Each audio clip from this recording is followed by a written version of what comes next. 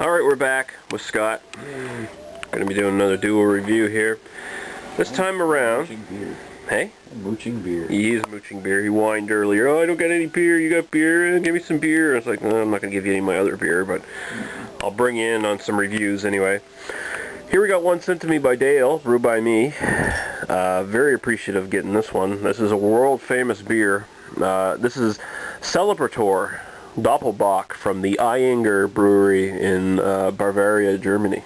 And it's a world-class, well, it's regarded as a world-class beer. We'll see once we actually review it here. But Doppelbock essentially means, Bock is a word for a strong lager. It's also a word for goat, apparently, which may explain why there are goats on the bottle. And there's this little sort of goat keychain kind of thing there. And that's going to be going on to my keychain. Like goats like beer, do they? I don't know what it is. Perhaps there's some sort of deep-rooted pagan sex and sacrifice kind of thing connected to it because, well, you never know, because Bocks have their lineage in religious monk orders or whatever in Germany. This is what they used to drink, double Bocks. Doppelbock means double box. This is a stronger than usual one. Oh, they're grabbing the choir boys? No, I don't think they did any of that in the German ones, but they were monks, and, you know, just like the Belgian monks, they had to live off beer for fasting. So this was also called liquid bread, this style, because it's a darker lager. It's supposed to be thick and rich. Aren't those ones that those Belgian Abbey type ales? They're like ones you can drink and survive. Yeah, exactly. Cool. But this is sort of basically the lager kind of version of that sort of thing, the lager side of the coin, eh? 6.9% alcohol by volume. The number not on there normally, or what? Yeah, it's there. 6.7. Weird. Nice. 6.7, 6.9. Well, I'm going to... Who do you want to believe? It'll be one or the other. Who knows? The shoddy sticker or the... It's only off by 0.2 anyway, so who gives a fuck. Oh, notice it. I want money back. Ingredients, water, malts, extract of hops and hops. Okay. No adjuncts in there, then? No adjuncts. Used to be called Ayinger Fortunator, but when it was brought over to the North American market, they called it Celebrator because it was a bit easier for us to pronounce, I guess. It was more commercially acceptable, and now it's called that in Germany as well. They switched it over. Labels missing something. Yeah, it does kind of look weird, doesn't it? Alright, bottle opener right over there. So we're going to get into this double bock. And these are usually drank in, like, festivals that are connected to, or were traditionally connected to religious ceremonies and holidays and stuff like that. Traditionally. In Canada, we call it tradition getting loaded. Yeah. Or getting off work, that's what we call it. That's the great, yeah, time for my real job, getting loaded. That's the great Canadian tradition, at least the maritime tradition anyway. So look how dark that is. Stuff in this? Might be. I suppose you wouldn't be able to notice anyway. No, look, wow, look how dark that is. That's a very dark brown, almost black.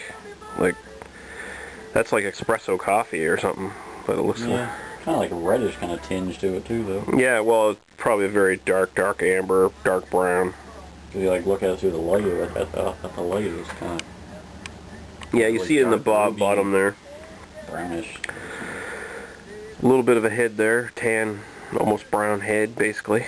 Builds if you can. Yeah, if you swirl it, it regenerates. Yours would be a little bit more difficult to do because your glass is a little wider there. So we'll go right to the aroma, I guess. Oh, wow. Pruny, raisiny. Chocolate. Chocolatey. Yeah, creamy chocolate. Yeah. That smells really good. Minty. Shut the fuck. Don't bring that back. Minty. It smells like dates and raisins and almost like raisin bread. Chocolate thing is what it reminds me of. Man, you're fucked up. Those little square chocolate cans you get with like the mint layer inside of them. You are just like those. There's a new rule.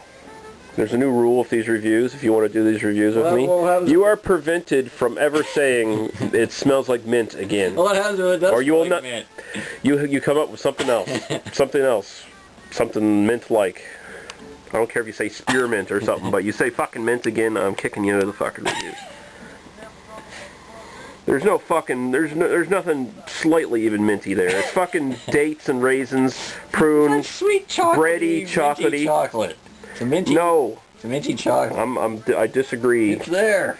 I venomously disagree with you.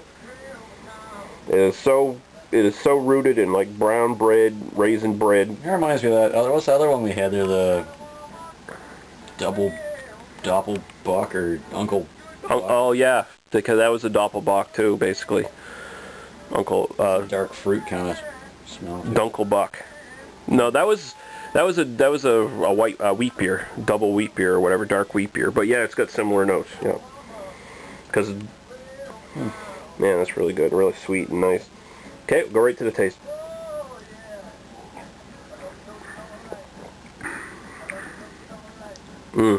Tastes like it smells. Yeah. Raisin bread, dates, chocolate, very smooth, very creamy. It's cool kind of tasting. There's no dryness to it. It's got a spicy, kind of almost a spiciness to the hops, I guess. Stuff in the winter kind of thing. Yeah, it's more of a winter kind of thing, or actually it's a spring, beginning of a spring kind of beer, which might also go towards the goat thing and the pagan thing. How's that? Because they had a lot of goats. No, they had a lot of fertility kind of rituals and stuff that had to do with spring and get off my wife, you goat. Yeah, having sex with goats and sacrificing them, and of course the Christians. That was only in Scotland, wasn't it? I don't know. And of course the Christians, being the nice little brown nosers and that they were, they sucked up to the pagans by incorporating stuff like that into their religion. Yeah, they don't want to get rid of it because then they get all mad. No, your goat-headed god of sex and booze was really Jesus. Did you know that? Oh, was he? He might have been horse-faced, I don't know, or goat-faced. All right, I'm ready. It's just a really nice, smooth drinker.